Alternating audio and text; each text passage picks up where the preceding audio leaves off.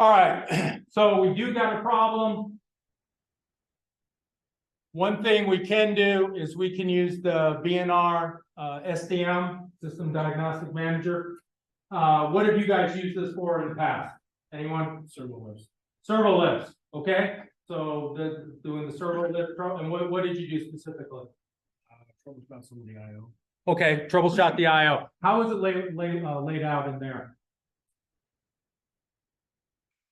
Because I haven't looked at that. You know the tree or how it's laid out or no? I don't, I mean, I know it looks very similar to that page there, but it. Okay. Going past that, I don't remember off the top of my head. Okay, how about the equipment guys? Who's used the SDM? Logged in all day. Yeah, he don't count. He's old school with me. I'm talking new people. Use it a little. Less than 10 years. Use it a little bit. Look at the PLC because you can see the inputs and outputs on the Very good. PLC module. So up here, I actually went through the REU. Okay, well, you could do this locally if you get on the network. Plug in a cable to your computer. Plug in the IP address of the PLC you want to look at. Put in SDM, and they'll bring you up to this home page. Then the first thing that comes up is all the general information about whether your CPU is in run and battery okay, and temperatures and IP addresses and all this kind of stuff. Good, good, good.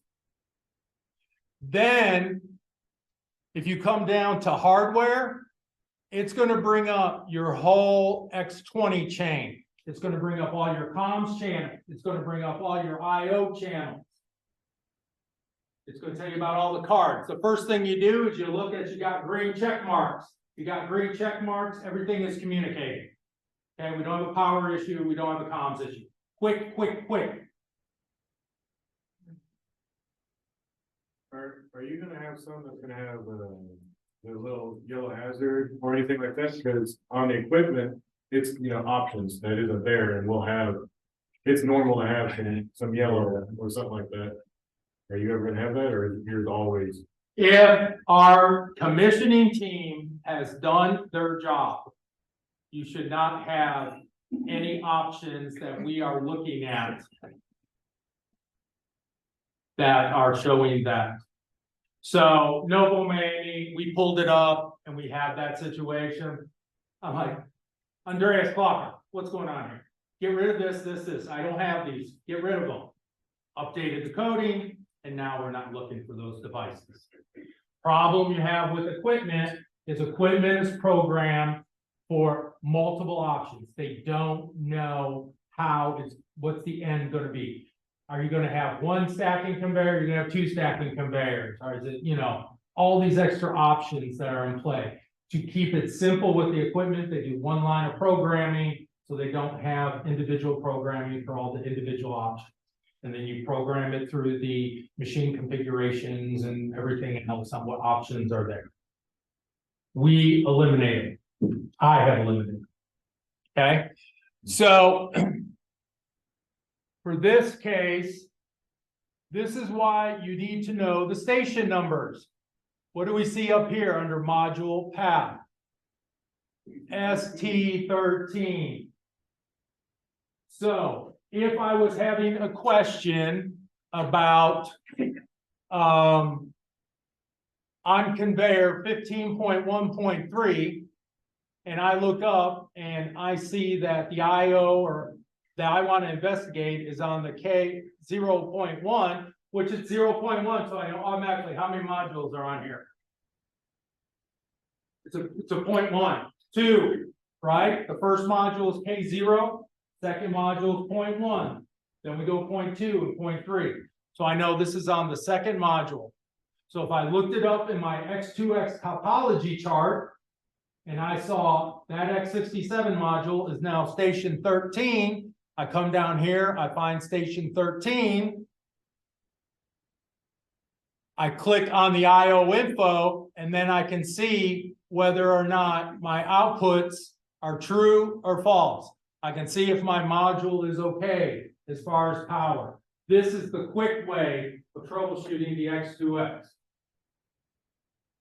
You should never be going hand over hand checking purple cable.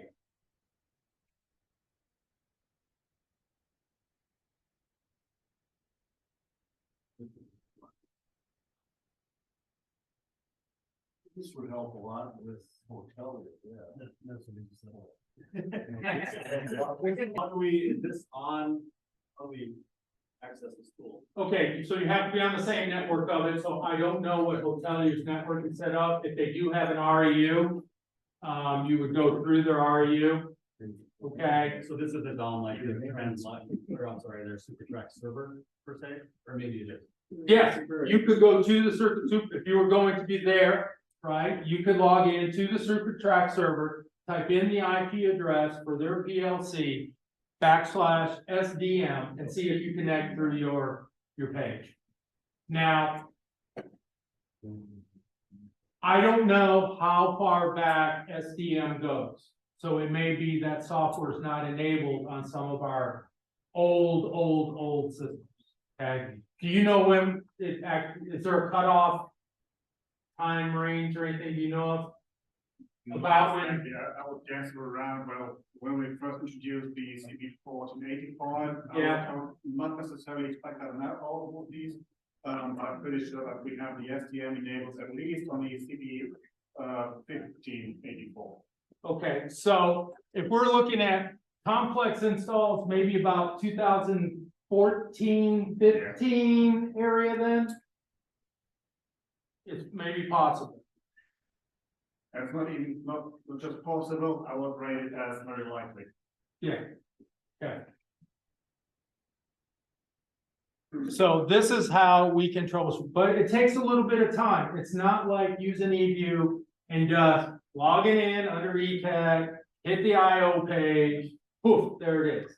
We have to look up what station number it is. You have to find it, scroll down, open up the IOs, but it is possible.